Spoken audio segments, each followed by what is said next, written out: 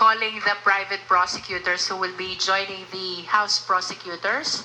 Let me begin with these lawyers will be coming from the big and prominent law firms, namely the Pekka Bar, Kapunan, and Saligal law firm, no?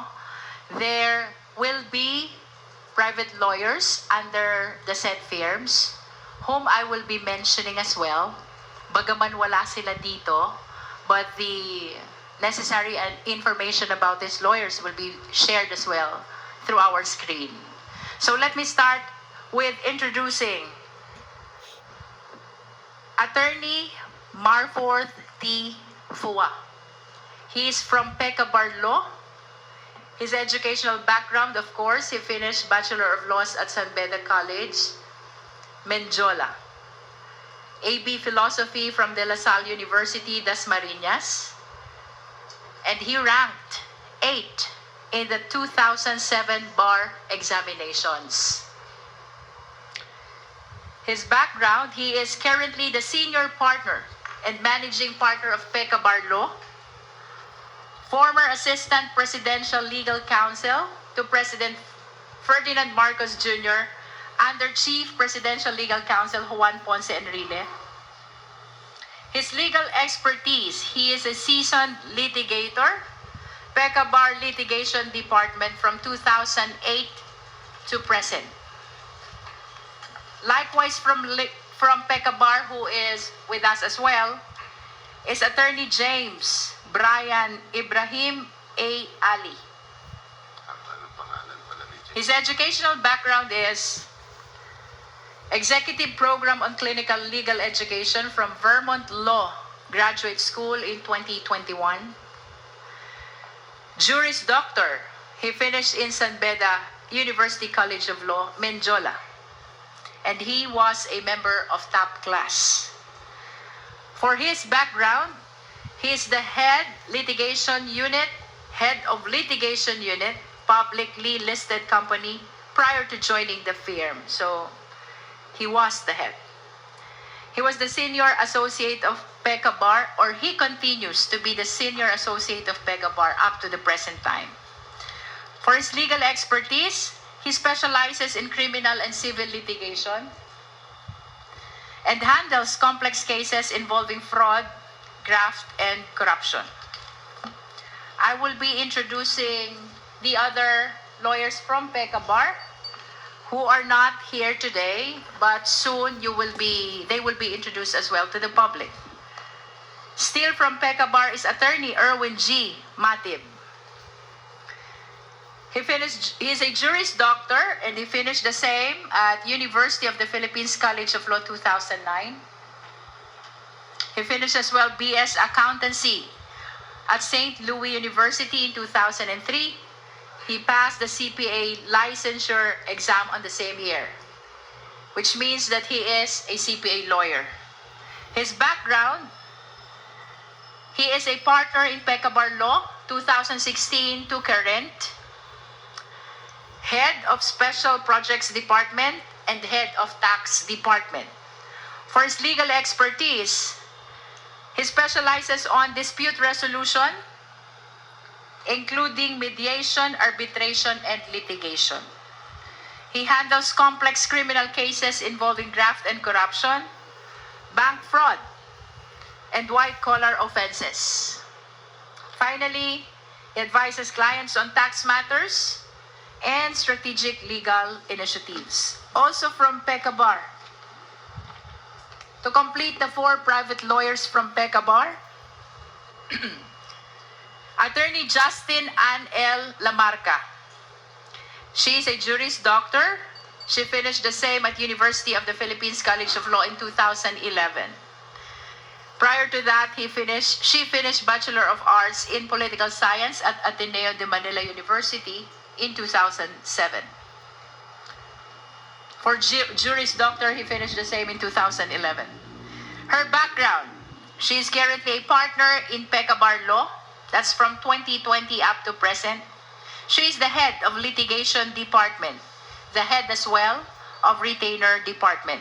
For her legal expertise, She specializes in litigation across criminal, civil, commercial, and family law disputes. So that would be all for now for Pekka Bar. The next firm is Kapunan and Castillo Law Offices. And heading them, of course, from this law firm is Attorney Lorna Pataho Kapunan. She finished her Bachelor of Laws at University of the Philippines in 1978. And her pre-law, AB Political Science, also in UP in 1973. For her background, she used to be the Senior Associate of ACRA Law Offices until 1986.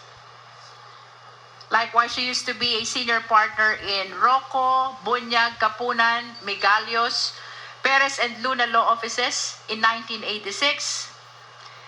And then she became the founder and senior partner of Kapunan, Lotilla, Garcia, and Castillo Law Offices. That's 2009 to 2011. And then became the founder and senior partner of Kapunan and Castillo Law Offices from 2011 to present. And more importantly, she was once a bar examiner in commercial law. That was in 1988. In conclusion, she has been a practicing lawyer for 48 years already. For her legal expertise, of course, she specializes in litigation, intellectual property, licensing, franchising, corporate and commercial law, mergers and acquisitions, international humanitarian law, criminal law, family law, and estate law. She lectures on family law, media and the client, and code of professional responsibility for MCLE. And finally, she advocates for women's and children's rights, environmental protection, DEI, and LGBTQ and rights. Joining Attorney Kapunan from Kapunan and Castillo Law Offices are Attorney Sonia Margarita Benemerito Castillo. She finished her Bachelor of Laws at San Beda University. For her background, she is a co-founder and senior partner of Kapunan and Castillo Law Offices. She was the director of Intellectual Property Association of the Philippines, IPAP, from 2007 to 2013. And finally, she worked as Court Attorney 5 at the Office of Justice Eduardo Montenegro of the Court of Appeals. For legal expertise, Attorney Sonia specializes on litigation, civil law, family law, and labor law. She likewise specializes on intellectual property, immigration, land registration, and criminal law. Likewise, from Kapunan and Castillo, we have on the team as well, Attorney Dina Melissa S. Lorenzo Singian. For her background, she's a Juris Doctor, which she finished at Ateneo de Manila University in 2002. She finished as well her Bachelor of Arts in Interdisciplinary Studies, minor in Business and Psychology at Ateneo de Manila University, 1998. For her background, she's the junior partner of Kapunan and Castillo Law Offices, starting from 2007 to present. She is the Corporate Secretary and Assistant Corporate Secretary for various companies handled by the firm. For legal expertise, she specializes on litigation, arbitration, family law, estate law, corporate law, civil law, commercial law, environmental law, and labor law. Another significant lawyer from Kapunan and Castillo Law is Attorney Lino Crispy Kapunan. He is a Juris Doctor and he finished the same at Ateneo de Manila School of Law in 2006, First background, he is the managing partner of Kapunan and Castillo Law Offices, Board of Directors, Licensing Executive Society of the Philippines, member of the Board of Directors. He is a member as well of Intellectual Property Association of the Philippines, IPAC, and Licensing Executive Society of the Philippines. And he continues to be a member of various corporations up to the present. For his legal expertise, he specializes on litigation of civil, criminal, corporate, and intellectual property cases, corporation law, labor law, and intellectual property law. He's an awardee of Corporate Litigator of the Year, Philippines by APAC Insider 2020. To complete the lawyers from Kapunan and Castillo for the first batch only, we have as well in the team, Attorney Bettina N. Zamora. For her educational background, she is a Juris Doctor. She finished the same at Ateneo de Manila School of Law in 2009. She finished prior to that Bachelor of Arts in Diplomacy and International Affairs at De La Salle University College of St. Benilde in 2003. She finished as well Bachelor of Arts in Interdisciplinary Studies, De La Salle University, Colegio of St. Benilde in 2001. For her background, she is the co-managing partner of Kapunan and Castillo Law Offices. And for her legal expertise, she specializes on litigation across family and estate law, civil and criminal law, and environmental law and labor law. That is all for Kapunan and Castillo, but only for the first batch. Finally, we have on the team sa legal law, and we would like to call on Attorney Amando Virgil D. Ligutan. For his educational background, he is a Juris Doctor. He finished the same at University of the Philippines College of Law, Diliman in 2009. Prior to that, he finished AB Philosophy as summa cum laude at University of San Carlos, Cebu City in 2003. He was likewise a high school valedictorian at Sacred Heart Seminary in Palo, Leyte in 1999. For his background, he is the managing partner of sa legal law, Sapayan, Lim, Alvarez, and Ligutan Law Offices in Cebu. That is from 2024 up to present. He is a senior lecturer too at UP College of Law, starting from 2020 up to present. He's a law instructor at University of San Jose Recoleto School of Law from 2011 to present. He's a law instructor as well at University of Cebu School of Law 2023 to present. He's likewise a junior associate.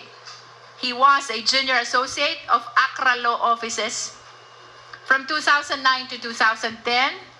And he used to be a legal counsel of Rose Pharmacy Group of Companies. For his legal expertise, of course, he specialized in teaching labor law, remedial law, and public international law. He also specializes on regular legal media being a commentator, and he is a publisher also of Philippine Law Journal 2009. No? So for the first batch, as I have said during the opening statement, sila muna ito, but definitely there will be succeeding batches whom we will be introducing as private prosecutors joining the House prosecutors as well. What is important today is to express to the public that the private lawyers who are with us, with me and Congressman Chell, shares with the House the cost of bringing this case to the impeachment trial and until the rendition of judgment. They believe in the mandate of transparency and accountability. They support the mandate of the Constitution And that is the ultimate and sole reason why they are joining the public prosecutors in this impeachment trial. Thank you.